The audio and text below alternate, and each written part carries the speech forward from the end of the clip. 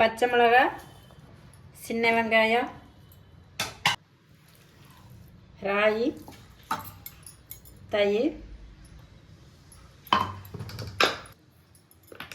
எல்லாம் போட்டு கலந்துக்கலாங்க. கொஞ்சமாக தண்ணி,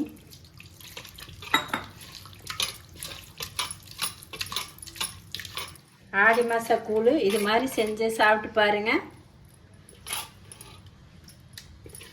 கருவாடு பாருங்கள், கூழுக்கு தேவையானது எல்லாம் இருக்குது. இது மாதிரி செஞ்சு சாப்பிட்டு பாருங்கள். சாப்பிட்டு பார்த்துட்டு வீடியோ எப்படி இருக்குன்னு கமெண்ட் பண்ணுங்கள், லைக் பண்ணுங்கள், சப்ஸ்கிரைப்